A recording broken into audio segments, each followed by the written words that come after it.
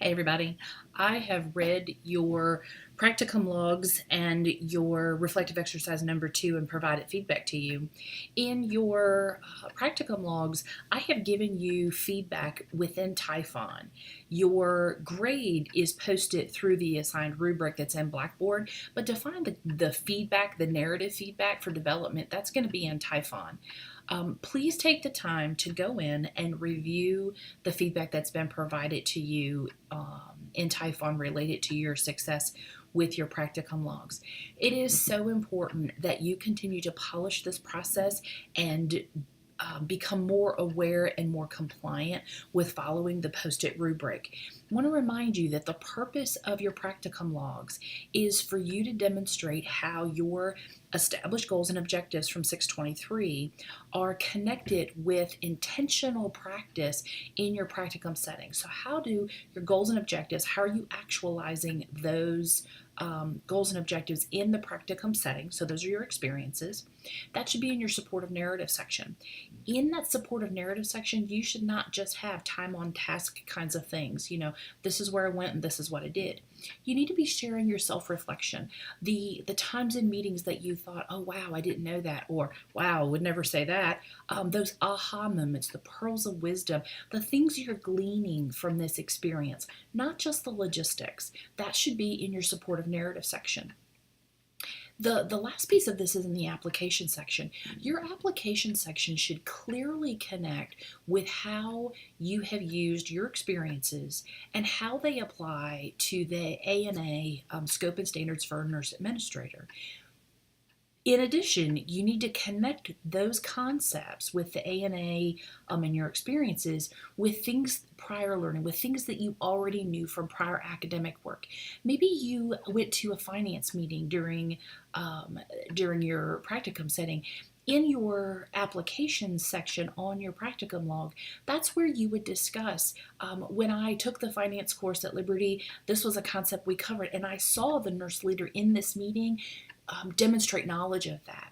That's a way to integrate prior learning. Another way to do that is connect it with literature that you're aware of or a scholarly article. The global purpose of this, the whole kit and caboodle, is that you're connecting your goals and objectives with your experiences, with the ANA scope and standards as it relates to things you already know. The idea is that you're showing progression, that you're growing in your professional role as a nurse leader, and this is where you're demonstrating that growth. All of these things need to be succinctly put in, wave a magic wand, and ta-da, you've got a practicum log. I know this feels complicated and a little tedious, but once you have the hang of it will start to feel intuitive and you'll be successful. You're going to continue in this process for 625 and 626, so I want you to really be intentional about how you're using your practicum time and then how you're documenting it. Another point to let you know, when I was looking at everyone's time logs, quite a few of you have from 623, your goals and objective time is just in your goals and objectives column. So let's say you spent 5 hours on developing your goals and objectives, and that is just under that subset category of goals and objectives. It also needs to be in your duration column. It doesn't have to be broken out hour for hour, but if you have 5 hours in your goals and objectives, it also needs to be in your roll-up column as under your duration column. And here's why this is important. In 626, that duration column, that roll-up of all of your hours, is going to be where we're going to look to make sure you have your 200 hours. If you've broken them out into the subsections but not included them in your duration or your total numbers in that shift column, you're going to be missing hours. Mathematically, we can figure it out, but logistically it becomes more complicated, and you're going to raise questions when you get into 626 if people aren't able to clearly decipher that. I'm not going to hold anything up if you choose not to go back in and add that, but know that if everything in your duration column doesn't equal 200, questions may be asked, and you may be asked to correct that later down the road. So you can do that now. Okay, let's talk about next week. First and foremost, I want to remind you that the purpose of your quality project part two is to give a brief restatement of what was in your paper, and I mean brief, and then to go into an innovative solution that addresses your quality issue. You should not be recovering old ground and saying, well, this is what we're doing and it's great. You should be addressing an innovative new idea that you have found in evidence based literature. So, your innovative solution, your evidence based fix, is going to come from a literature review that you're going to do.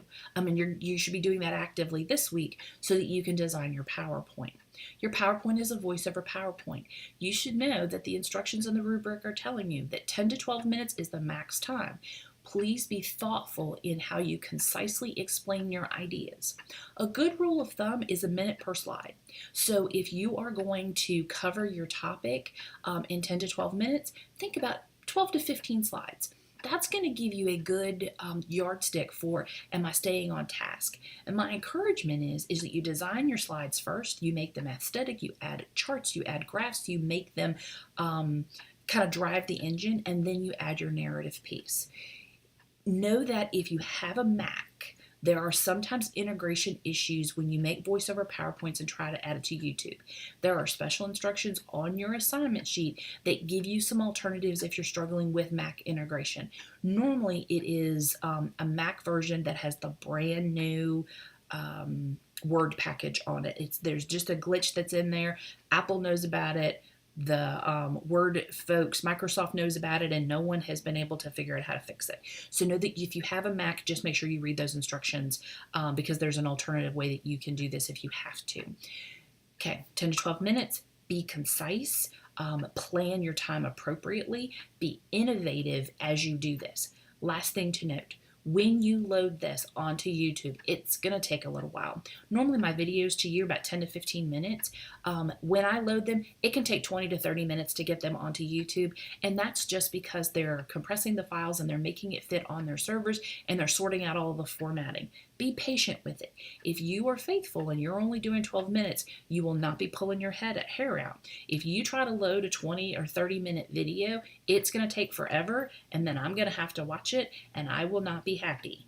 I want you to work intentionally to make this a succinct video to clearly articulate an innovative solution to your quality issue that you are supporting with evidence.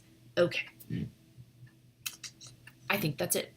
As you can see, it is 2:15 in the afternoon, and this is puppy nap hour. So fortunately, I don't have puppies running around. Normally, that's in the evening when I try to send you all a video.